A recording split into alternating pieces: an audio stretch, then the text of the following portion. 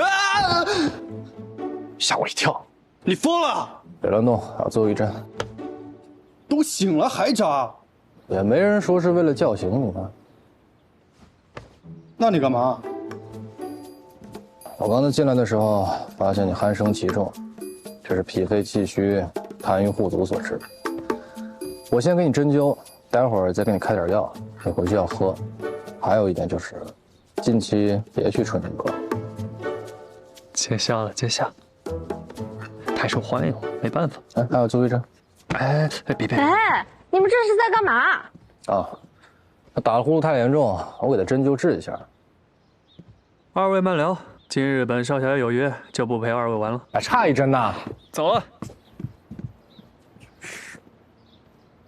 你来干什么呀？哦，福生啊，上次我承诺你只要治好了我爹，我就给你开家医馆，你可还记得？记得。那我今天就是来兑现承诺的，给你把这医馆开起来。我不要。为什么？我来西川的目的很明确，就是为了寻找天书宝藏。除此之外，我没工夫管其他的事儿。可是你现在又没什么线索。我有线索，李志卓就是线索。我再问你一次，这医馆你开不开？不开。你确定？确定。好，你说的。什么意思？苏屋是我的私产，我想怎么改就怎么改。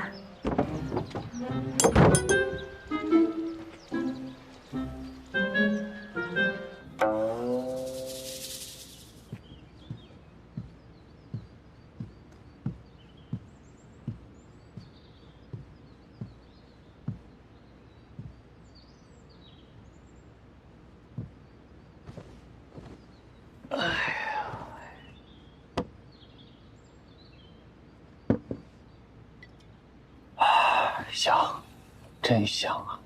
看来顾少侠对这酒菜还算满意。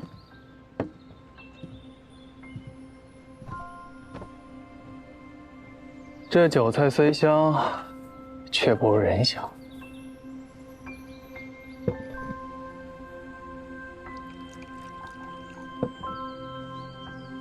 云云姑娘，这酒不能乱喝，你得说清楚。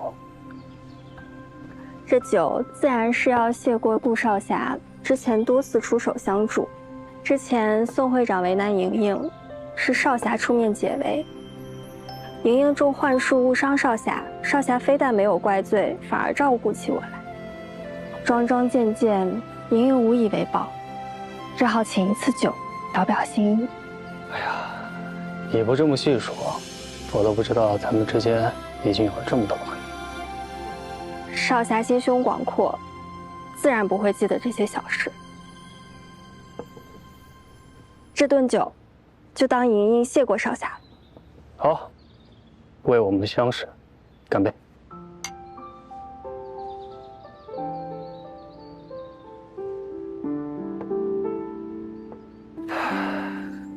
我爹娘去得早，我兄弟三人自小流落江湖。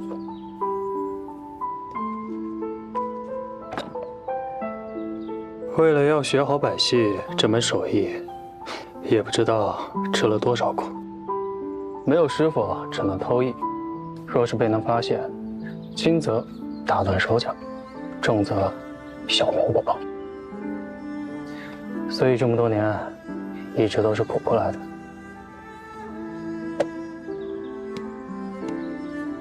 看来这世上，没有人能活得轻松。为何不能？我从小孤苦伶仃，带着葫芦，靠乞讨为生。谁曾想葫芦大病一场，我便自卖至这春云阁，才能有银子求医问药。本来想着可以自赎其身，脱离这里的。乱世如此，乱世之人，谁又能独善其身呢？你能在这鱼龙混杂之所而不自堕，在下钦佩不已。来，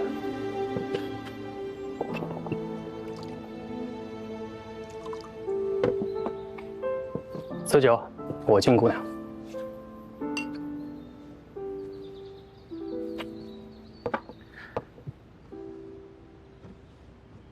莹莹姑娘，你是不是没有看过我演百戏？发如酒，见浮生，投入几个浮名，礼不必可畏，小民从来不可欺。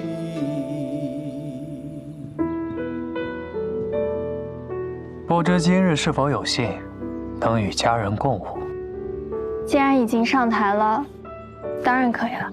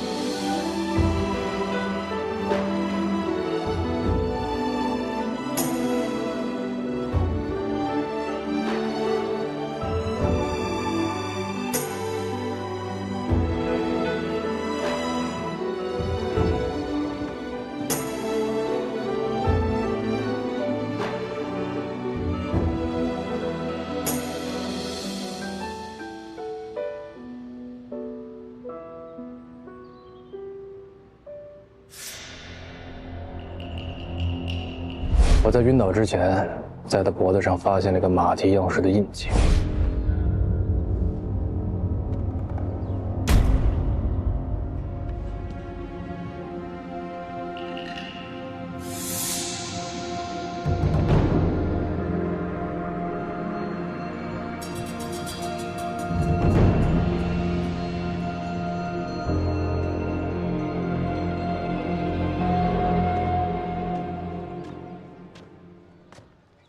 莹莹，马蹄状的印。哎，你找谁啊？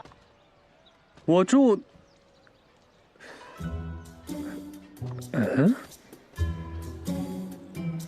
文福堂。找错了。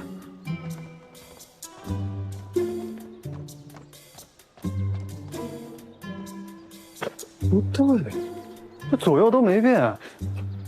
我喝烫酒就变样了？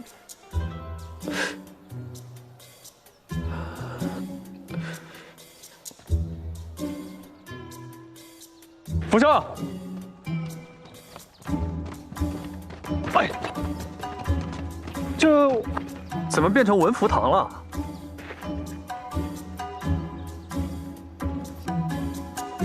哎，不是，我这刚出去一会儿，你就把家给拆了。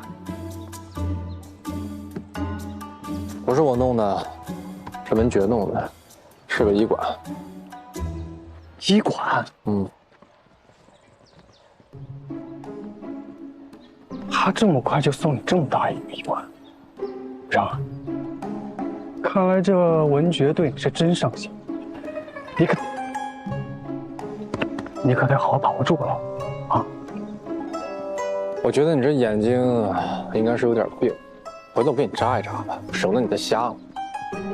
什么意思？这么大个包袱你看不见？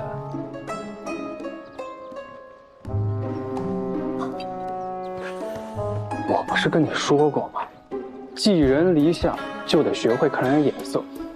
你看看你现在，家都没了，好意思在这吃个饼？请吧，傅医师，坐堂去。我去。顾天，把他扛进去。得令。哎，你放我下来，你放我下来。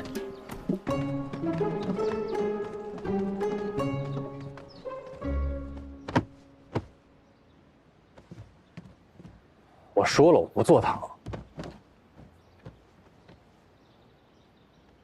那你想干嘛去？找另外2块玉。我还是那句话，你有线索吗？李志卓，别再提他了。你告诉我，你能拿他怎么办呢？啊，你是打算当面去问他，喂，你是破壁的人吗？那你说怎么办？如今他在明处，我们在暗处。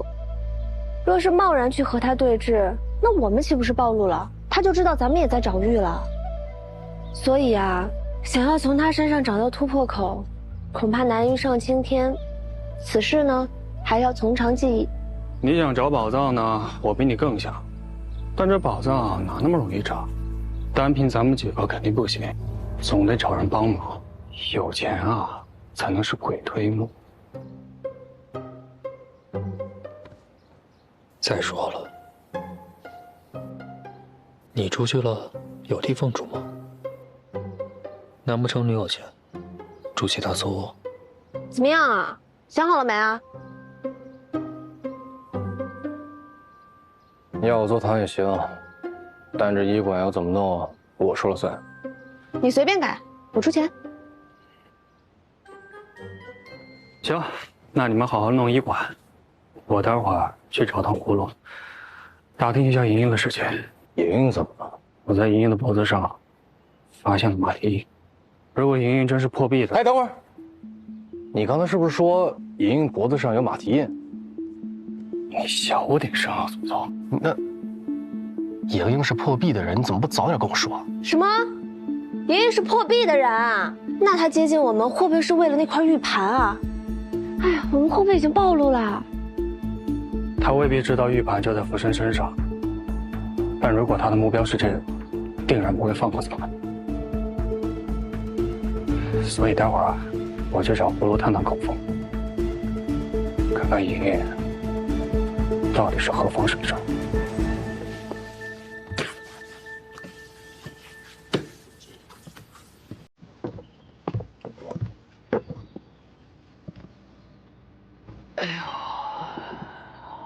葫芦，累了吧？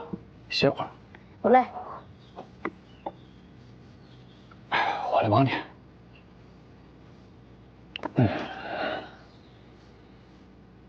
你姐不在？她去都城买胭脂去了。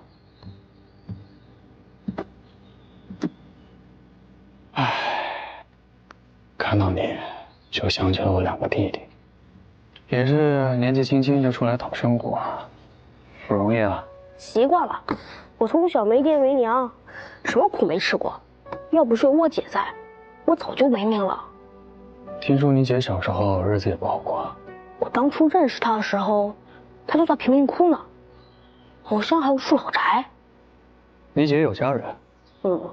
她小时候被别人收养，那处老宅是她养父母的。自从养父母去世之后，我姐就流浪街头了。顾听那个，我们去把舞台擦了吧，你左我右如何？小小年纪多干点活，花有车，自己干。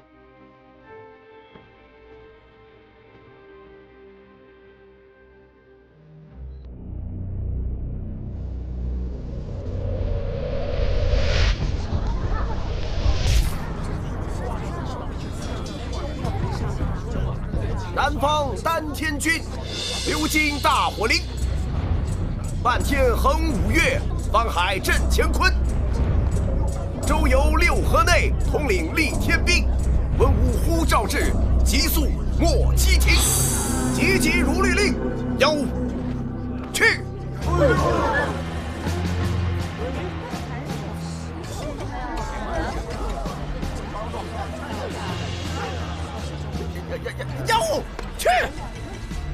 妖道休得装神弄鬼！看刀！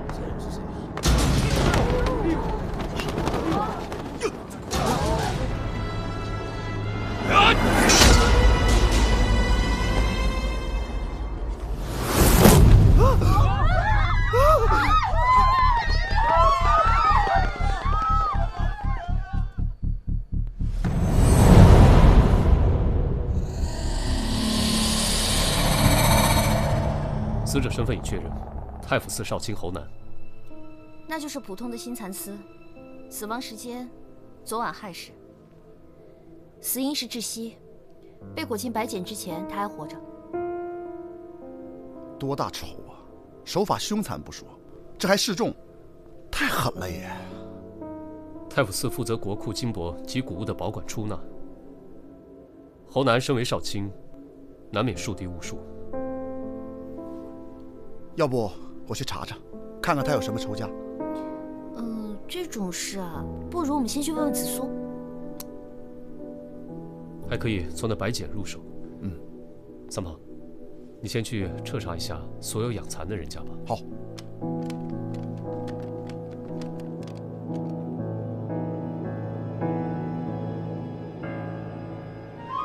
你这是疯了是吧？我错了！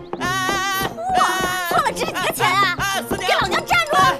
看我今天不弄死你！我让你站住，听见没有？啊！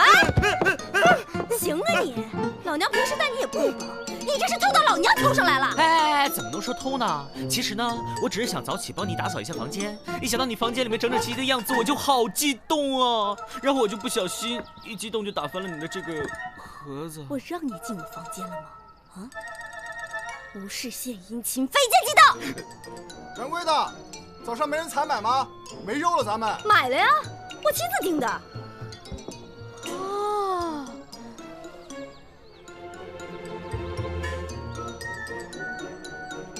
原来在这儿等着我呢。这事儿不是你想的那样，我只是想单纯报答你对我的知遇之恩。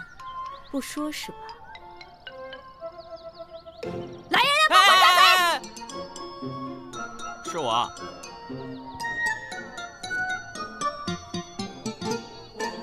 店里全天的供应量，全被你一个人吃了？怎么可能？哪吃得下呀？我只是用那些肉炖了一锅肉汤，炖了整整一宿，再用那些肉汤下了面条，特别入味。早起就得这么吃，才对得起自己的勤劳。那肉呢？都熬成汤渣，我给倒了。不过锅子我刷得非常干净，你就不必夸我勤劳了。哎，大人别打脸，我靠脸吃饭的。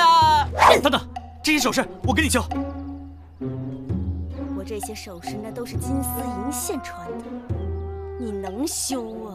别说金丝银线了，就是水丝火线我也能修好。你说的？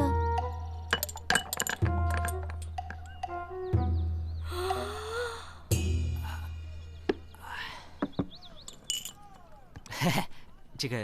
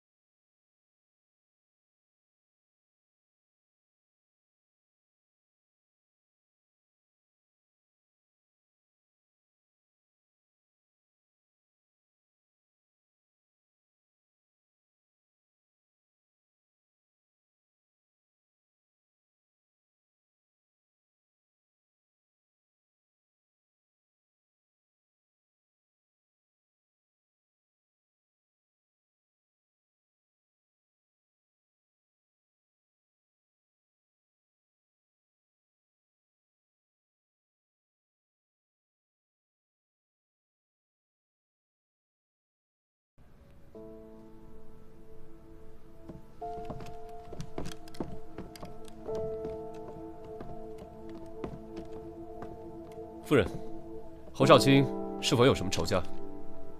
仇家，或是政敌？这些事，主人从不说与我听的。萨摩，你过来看。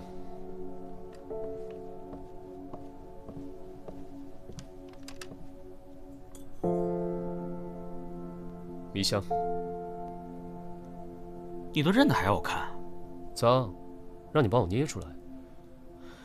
当牛做马要有当牛做马的样子。哎，迷香，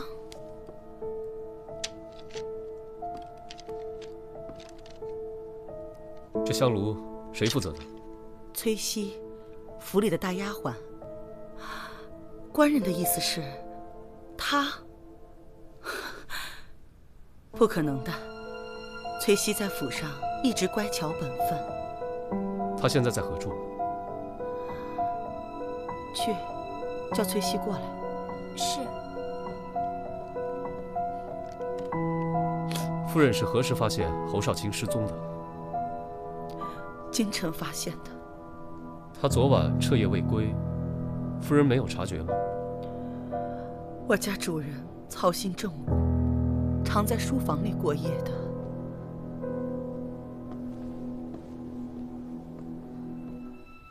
夫人，您叫我。两位查案的官人有话要问你。这书房里的香炉，可是你负责的？是。那这迷香，你作何解释？迷香，香料是夫人配的，我点完之后，夫人便吩咐我出去了。夫人，香料是我亲手配的，绝对没有问题的。翠西，昨夜亥时你在哪儿？在自己房间。可有人证？我与平儿同屋，可她今早才回来。是，昨夜夫人有些头疼，我便睡在夫人房里了，以便照应。萨摩，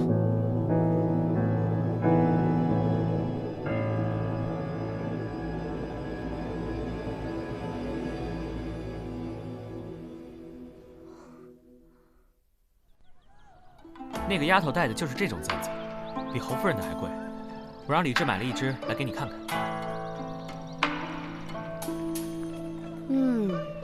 不错，可以。这种品质的，再找3、5只，我的气大概就能消了。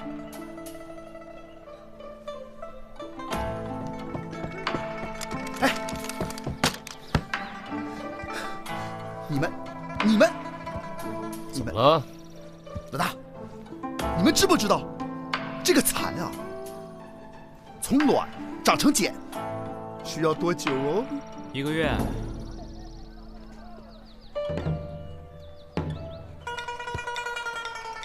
哈哈哈！就是1个月，这是常识嘛，对不对？你别告诉我，你跑出去这么久，就查了个这个？怎么可能啊！我跟你说，这个蚕的繁殖规律是从卵到茧需要1个月的时间哈，这没错啊，这没错啊，你知道的哈。然后呢，我呀查了整个长安城所有养蚕的大户，我还查了1个月前刚开始大量购置蚕卵的人家。你们猜怎么着？查到了。数量极其庞大，根本无从查找啊！你就没在这里头查到不对劲儿的人家？客官这边有谁？侯南自己家算吗？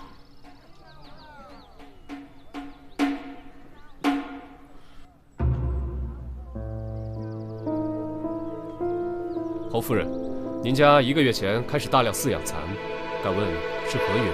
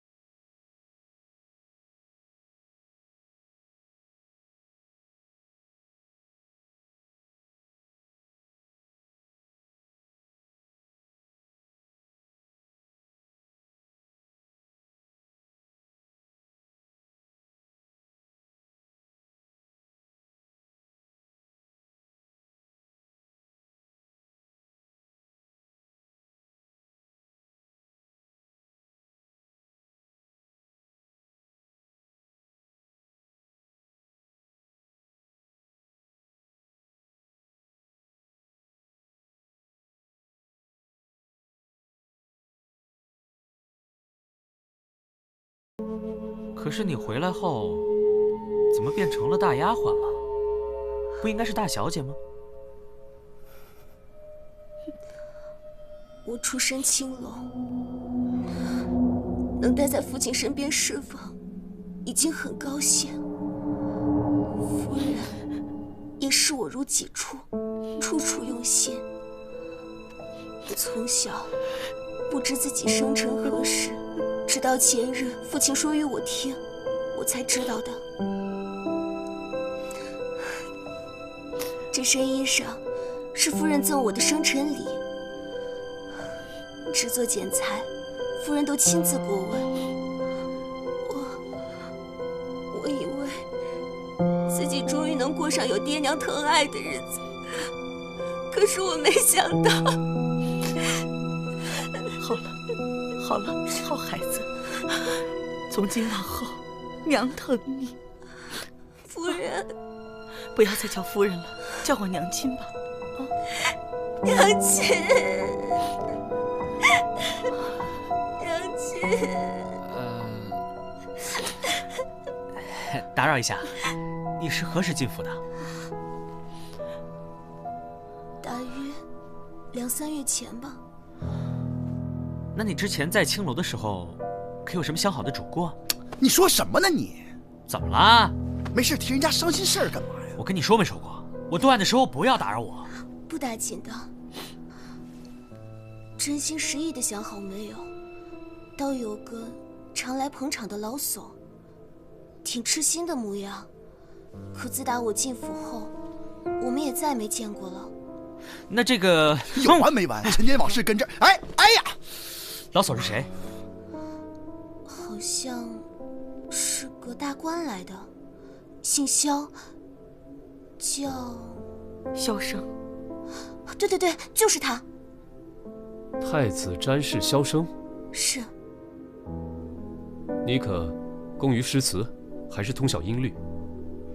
我从小研习，算是谋生的本事吧。你这是怎么看出来的？你俩之前认识？这位姑娘，我们老大肯定不认识。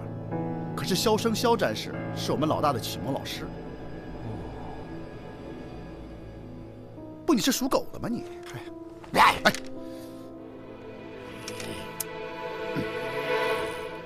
眼下北方边境失利，百姓饱受战火荼毒。二位以为此事当如何处理呀？萧某以为应以民生为重，主动出击，驱除外敌。眼前敌兵虽然活跃，但只是小股分头势力作祟。若能个个击破，那无异于断敌方之手足。萧公言之有理。敌方虽然大胜，却也是元气大损，正骄且躁，而我军恢复速度远快于敌方。此时出兵快攻，当是良机呀！二位大人一向都是主战派，可是此种战法需要我军精兵能稳定发挥实力。现在是新帅带兵，士气如何尚不可知。倘若贸然出战，恐怕是要吃亏呀。只怕假以时日，敌方亦已养精蓄锐，更加难以对付了。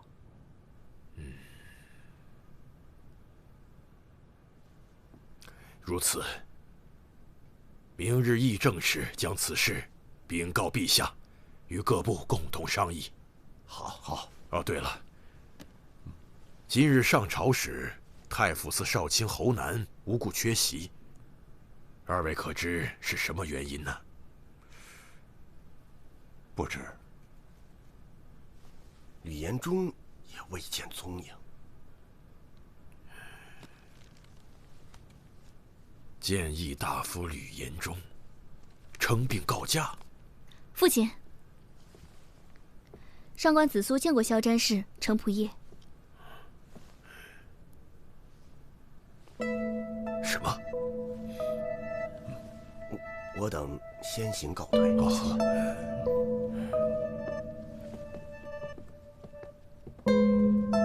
此事当真？确认无误。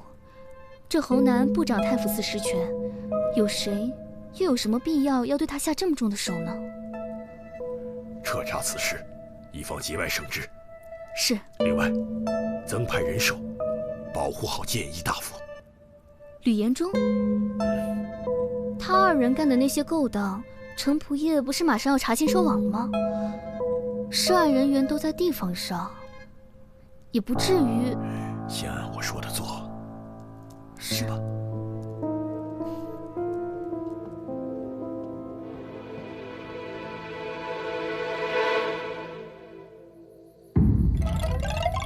主人，主人，你死得好惨呐！快禀告夫人，快啊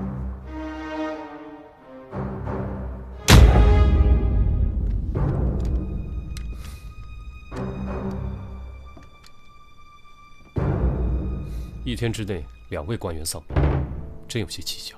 哎，蹊跷蹊跷。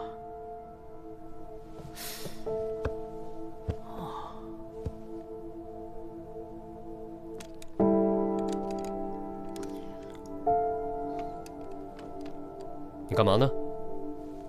我看这些蜡烛，剩这么多烛油，我拿回去熔一熔，能做出好多根新烛来。再说了，咱们自己用不完，我还可以拿出去卖，又可以赚一笔钱。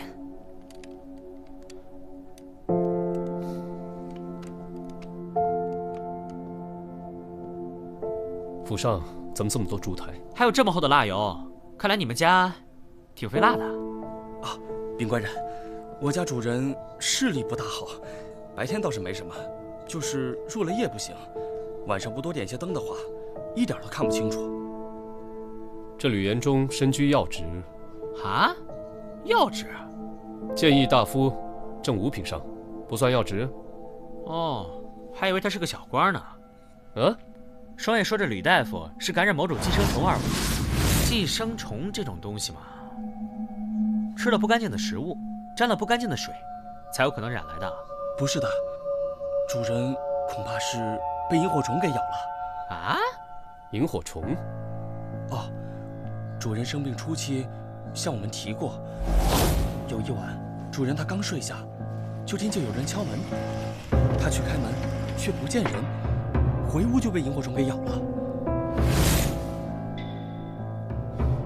这萤火虫不咬人的吧？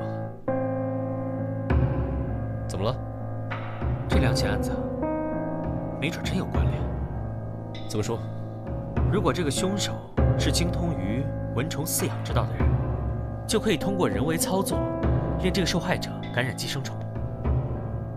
饲养蚊虫是有这样的人，不是操蛊，而是这些人研究蚊虫的习性，利用他们的本能引导他们。有研究精深者甚至可以催熟他们，比如说他们可以加快蚕的生长进程，令蚕卵7天内长成茧。你去找四娘，问问她听没听说过城里有这种人。怎么这么会指使人？那你呢？我回一趟大理寺，查查2个受害人之间到底有没有联系。萤火虫。客官慢走啊！紫苏姑娘，喝杯茶压压惊。哎呀，都在呢。哎呀，你们真是不知道，那个谏议大夫吕延忠。紫苏姑娘，我这刚说到吕延忠，我没说什么龙毛区啊。算上你这次呢，他已经是第4遍听到别人跟他详细描述那个吕延忠的死亡惨状，听一遍呢就得上楼狂洗1遍澡。照这个架势，现在是不用听完就得上去洗了。哎呦，紫苏姑娘，我不知道啊，我恭喜你啊，三胖，你已经成功的离紫苏姑娘越来越远了。信不信我一口鲜血喷你脸上？好茶。久等了，有头绪了。紫苏已经跟我们说过了。紫苏，他跟你们说什么了？紫苏说，有一个姓程的大官早就暗中调查侯南和吕延忠在地方联合售卖官职的事情。尚书左仆射程同。对，他还说，买官的人早就已经被刑部派人监视了。与此案相关的买官者都在地方上，基本可以肯定这2个案子与那些人没什么关系。三炮啊，你那边有什么消息吗？我去崔西崔姑娘原来的地方问过了，这个萧生萧战士确实常去捧场，而且到现在都是。什么意思？现在顶替崔西姑娘的呀，是一个家道中落的大户女子，她的才情比崔西姑娘可不知高了多少，很得萧战士欢喜。萧战士虽然年事已高，只是因为嗜爱诗词音律，所以对这些有学识的女子啊，他都是赏识怜爱。不过呢，都没有肌肤之亲。哎呀，哦对，这个崔西崔姑娘啊，她能够通过侯夫人跟她的父亲相认，好像暗中也是得到了萧战士的帮助。不过崔西本人并不知情。同我料想的差不多。说的那么好听啊，到头来还不是个见异思迁的老色鬼。用你评头论足吗？我让你问的是问了吗？问你话呢？哎，好了好了，问了，但是我确实不知道什么养虫的事。不要紧。你刚进门时说有头绪了，有什么新的进展吗？我们基本可以锁定嫌犯了。真的？在吕元忠患病期间，他们家有个小厮失踪了，而且这个人就是吕元忠看到萤火虫那晚的守夜小厮。那这么说，这个虫子就是他放的喽？他畏罪潜逃了？有可能。前段时间吕家人心惶惶，一直没人注意到少了个人。吕家的小厮，不是说是连环案件吗？那他跟侯南能有什么关系呢？暂时还不清楚。三炮，啊，你去把这个小厮给我查出来。紫苏姑娘，我再也不提吕元忠了啊！你再跟我去一趟吕家。凭什么？我不去。凭你是我花钱雇的牛马。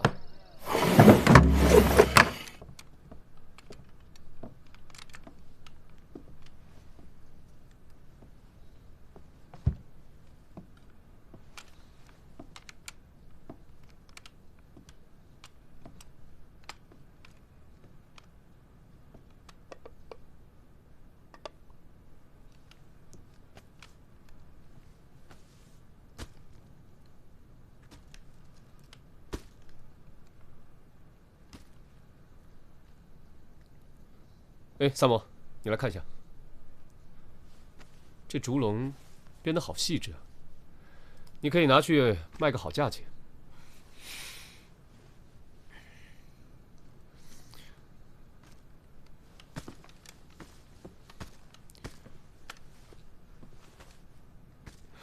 刚刚是我话说重了，驳了你的面子，抱歉。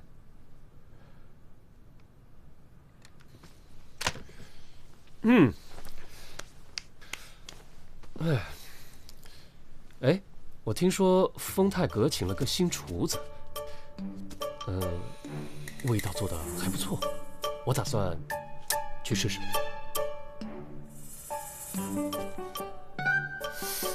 刚刚怎么好像听到有人跟我说话？说什么？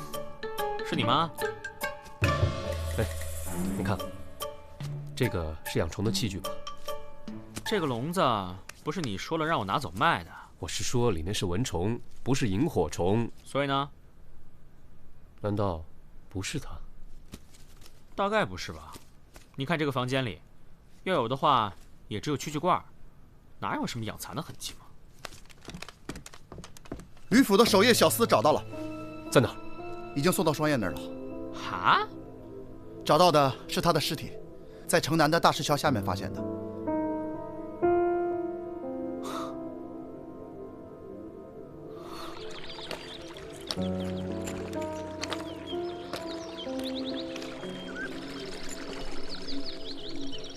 那小厮是淹死的，脸朝下泡在水里，大概就是淹死的吧。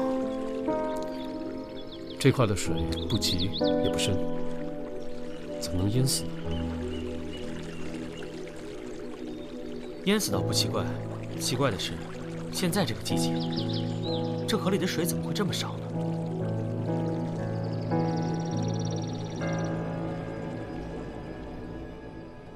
闭眼，想象有一片天空，天空的下面有大地，大地的下面有尸体，尸体也没有什么不好的。入土为安，尸体都会化作小花、小草、蝴蝶。干什么呢？哦，你们来了，双叶来过，这会儿回去验尸了。怎么了？一惊一乍的。啊，小花、小草、小草。什么小花小草？重生的感觉。你说的说什么说？怎么的？你要是女的，你还比不上人家紫苏呢。四娘不是女的吗？双叶不是女的吗？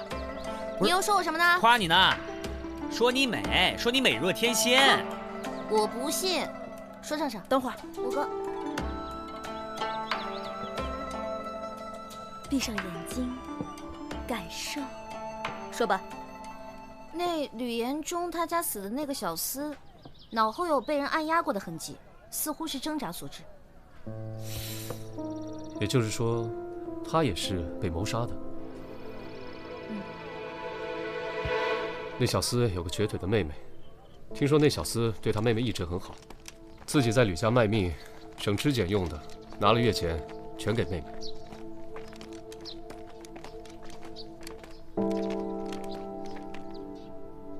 你可知道你哥哥近日是否曾与人结怨？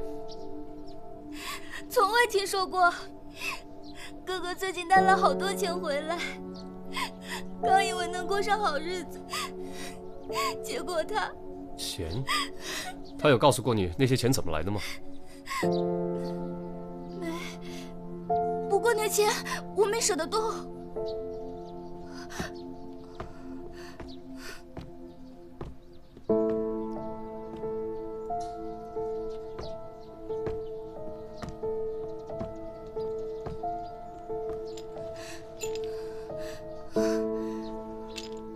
哎，这钱袋看着好眼熟啊！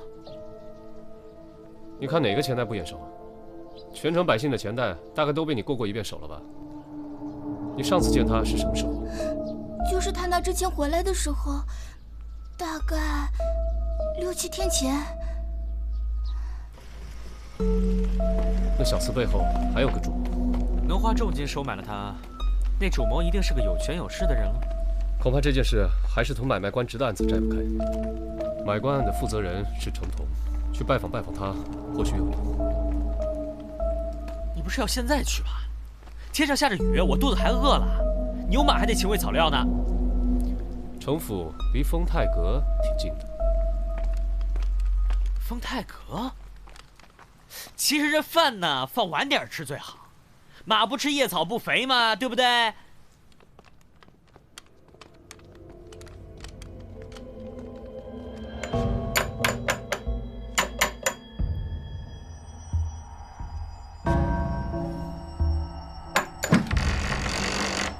二位官人有何贵干？大理寺少卿李治，同程仆爷有话说。哦，我家主人不在，三位还是请回吧。哎，不请我进去坐着等吗？哎，是你呀？是你？啊，你们三个一起的？这2位是我的朋友。我们家主人确实不在，等主人回来，我一定转告他。三位，要不还是隔日再来吧？啊，哎，不是，不在你让我们进去等，干嘛轰我们？哎，真不在啊！你怎么认识程府的家仆？前几日闲来无事，在东市摆摊，程府的家仆在我摆的摊上买过鸡，40文一只，买了2大篓，说是他府上要摆全鸡宴。程府最近有办全鸡宴吗？老大怎么没邀请你？就你老大这副朝堂边缘人的样子，人家邀请他才怪呢。对了，子苏，问你呢，最近程府有摆宴席吗？应该是没有。程仆爷如果设宴，一定会邀请家父的。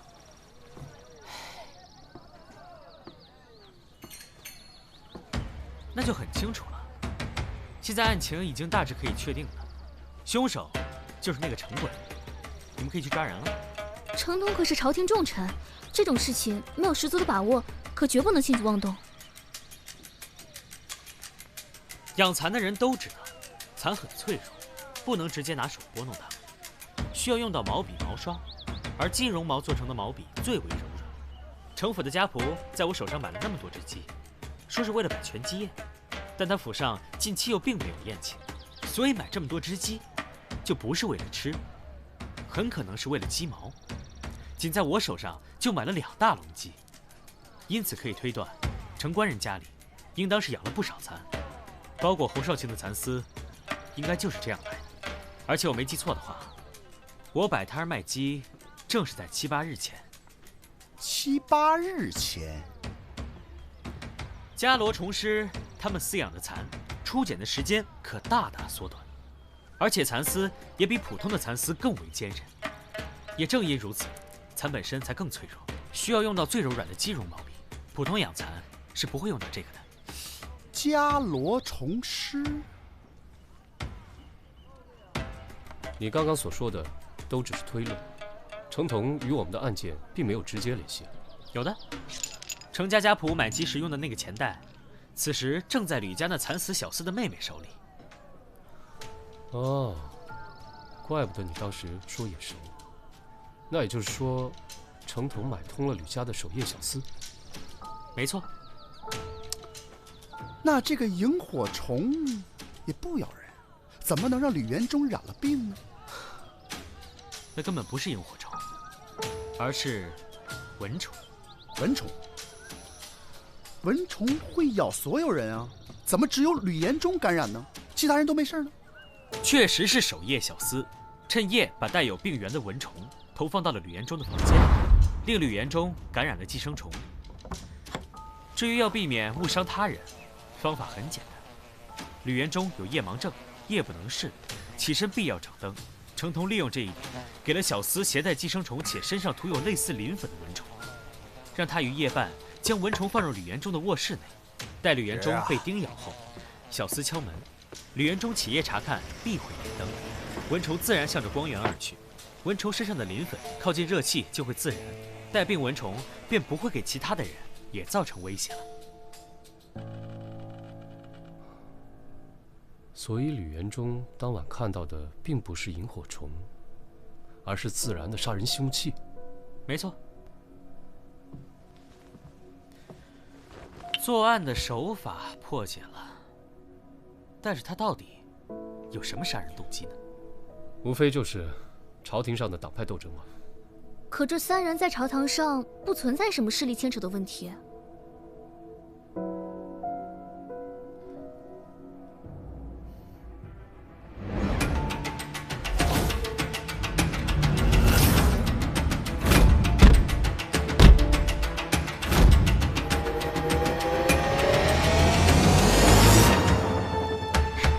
我知道了，程同的独子程孝和于1个月前在北部边境战事中战死，侯南和吕延忠都是在那一役中立主战的。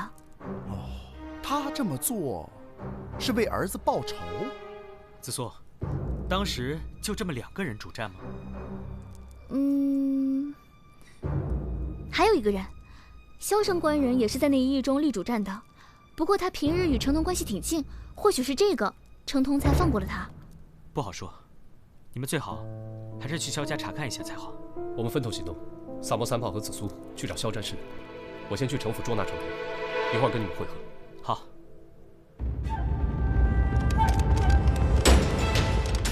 李少卿，这里1个人也没有。没有。快搜！是。城府把我家主子请去了。这会儿应该还在那儿吧？不好，萧战士有危险，应该是被程同抓了。这事可千万不能让老大知道。怎么了？老大表面上一副不在意的样子，其实萧战士在他心里比他父亲都重。万一出事，老大非疯了不行。那就更不能瞒着他了。要是咱们因为顾虑耽误了营救，他会恨咱们一辈子的。3炮啊，有个事要辛苦你跑一趟。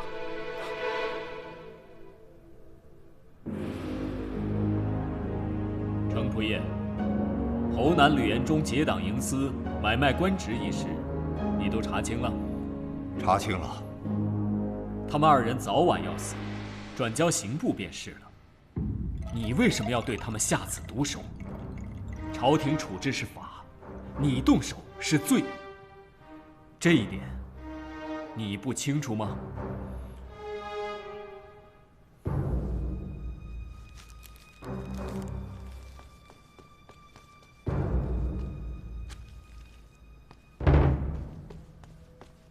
这是犬子赴战场前留下的诀别家书，其中详述了正确的作战方略，也写进了他赴死前的不甘。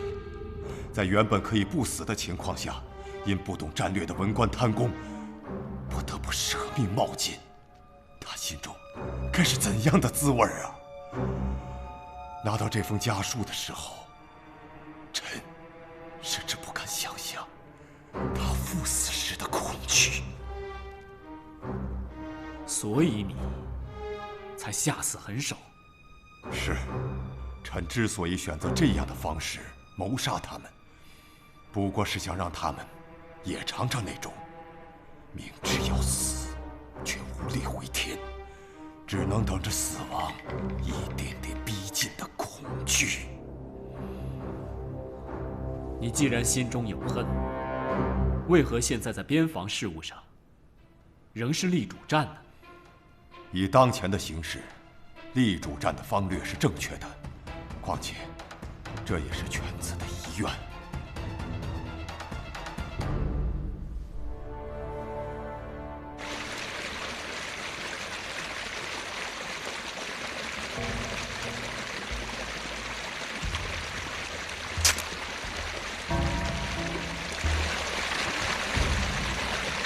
怪不得小河里的水少，水被人引走了。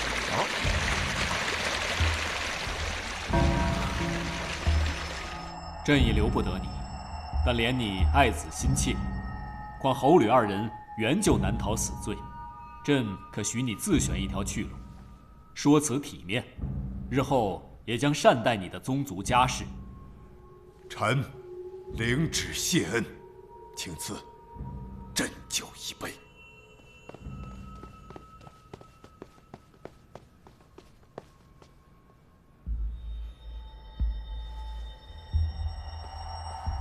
启禀陛下，大理寺报，太子詹事销声失踪。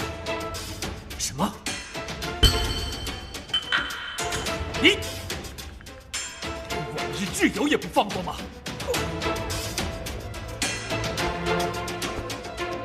传旨，全力搜查营救。府里一定有夹层，搜到买鸡的那个仆人，才能找到萧詹事的下落。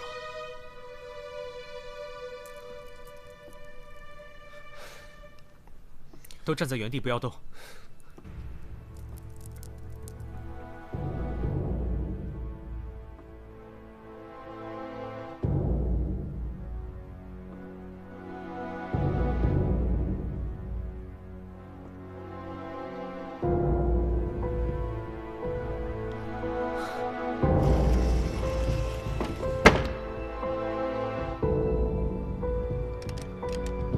萧战士在哪？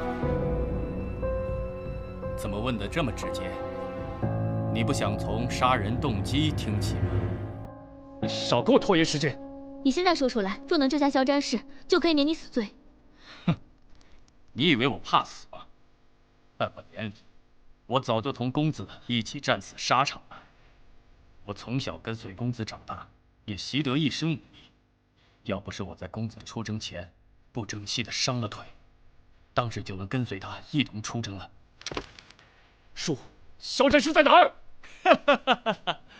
他现在正在死，一点点死，想想就痛苦啊！恐惧总大于死亡本身，对吧？啊？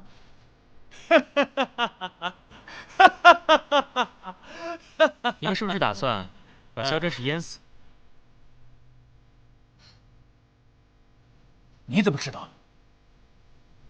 那日在门口见到你裤脚全是水，地上也是湿漉漉的一片，外面并不有下人，再加上程同惯用慢慢折磨人的杀人手法，可以猜到你当时是在试着控制水量，好知道放多少水才能达到一点点淹死肖战士的效果。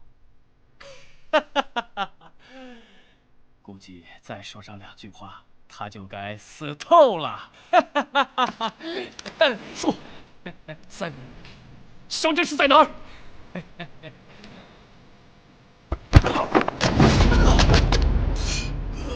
在哪儿？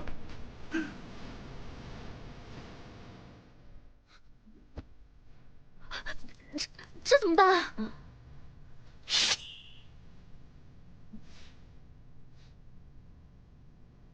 咱们进到这个密室以来，仆人一直坐在这里。他为什么要坐在这里？他为什么要坐在这里？蒲团底下。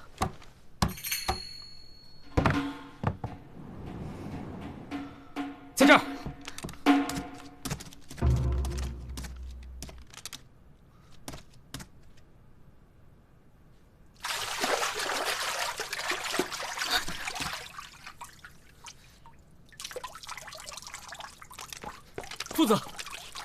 夫子，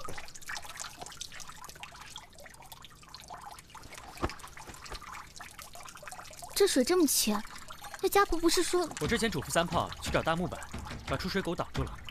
虽然不能完全挡住水，但却能大大降低输水量。喏，你看那。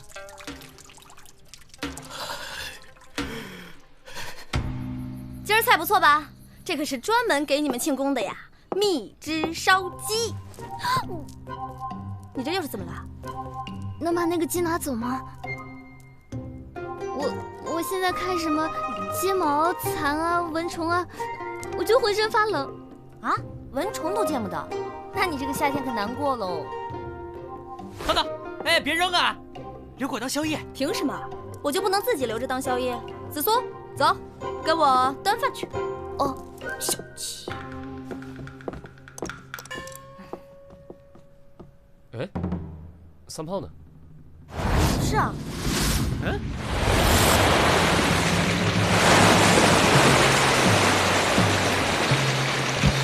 你们到底在干嘛？